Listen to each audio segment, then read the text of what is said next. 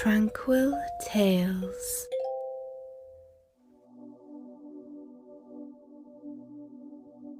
Toads and Diamonds by Charles Perrault.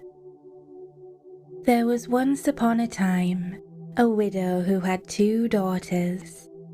The eldest was so much like her in the face and humour that whoever looked upon the daughter saw the mother. They were both so disagreeable and so proud that there was no living with them. The youngest, who was the very picture of her father for courtesy and sweetness of temper, was withal one of the most beautiful girls ever seen.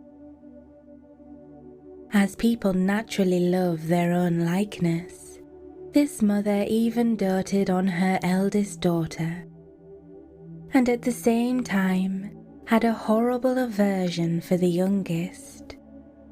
She made her eat in the kitchen and work continually. Among other things, this poor child was forced twice a day to draw water above 1.5 miles off the house and bring home a pitcher full of it. One day, as she was at this fountain, there came to her a poor woman who begged of her to let her drink. "Oh, I with all my heart, goody," said this pretty little girl, and rinsing immediately the pitcher, she took up some water from the clearest place of the fountain and gave it to her, holding up the pitcher all the while that she might drink the easier. The good woman, having drunk, said to her, "You are so very pretty, my dear, so good and so mannerly, that I cannot help giving you a gift." For this was a fairy who had taken the form of a poor country woman to see how far the civility and good manners of this pretty girl would go.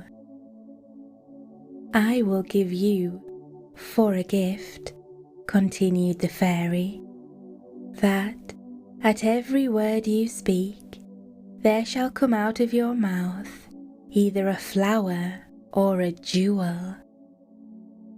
When this pretty girl came home, her mother scolded her for staying so long at the fountain. "I beg your pardon, mamma," said the poor girl, "for not making more haste." And in speaking these words, there came out of her mouth 2 roses, 2 pearls, and 2 diamonds. "What is it I see there?" said the mother, quite astonished. "I think I see pearls and diamonds come out of the girl's mouth. How happens this, child?" This was the first time she had ever called her a child. The poor creature told her frankly all the matter, not without dropping out infinite numbers of diamonds. "In good faith," cried the mother, "I must send my child thither. Come hither, Fanny. Look what comes out of thy sister's mouth when she speaks. Wouldst not thou be glad, my dear, to have the same gift given thee?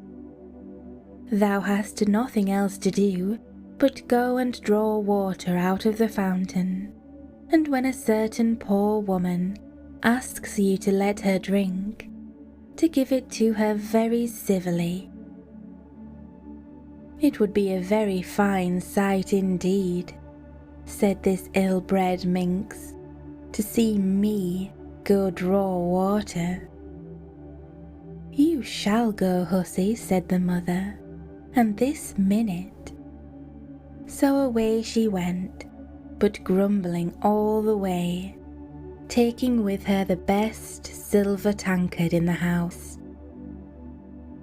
She was no sooner at the fountain when she saw coming out of the wood a lady most gloriously dressed, who came up to her and asked to drink.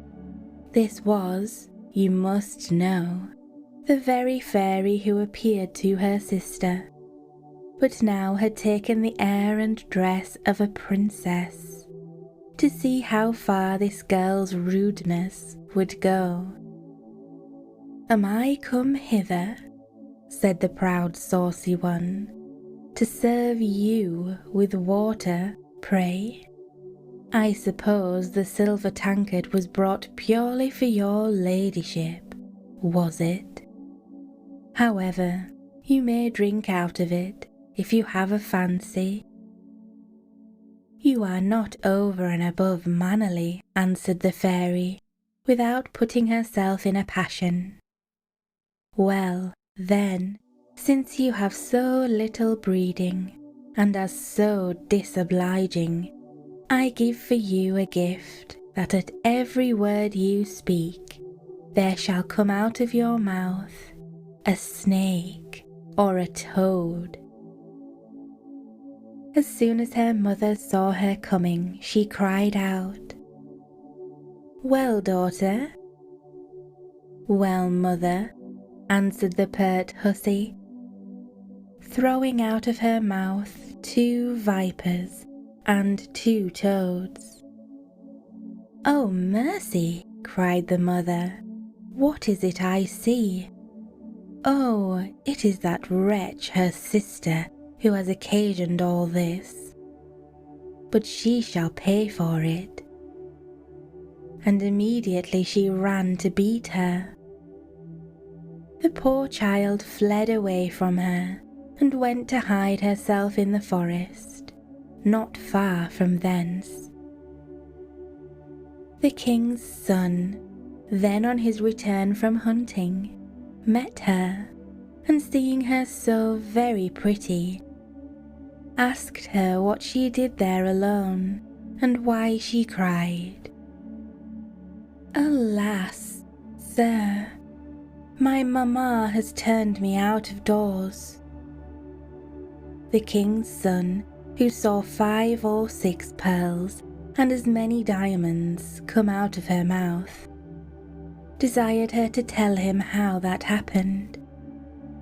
She thereupon told him the whole story, and so the king's son fell in love with her, and considering himself that such a gift was worth more than any marriage portion, conducted her to the palace of the king his father, and there married her. As for the sister, she made herself so much hated that her own mother turned her off, and the miserable wretch, having wandered about a good while without finding anybody to take her in, went to a corner of the wood, and there died. The end. Thank you so much for watching. Good night, sleepyheads. Sweet dreams.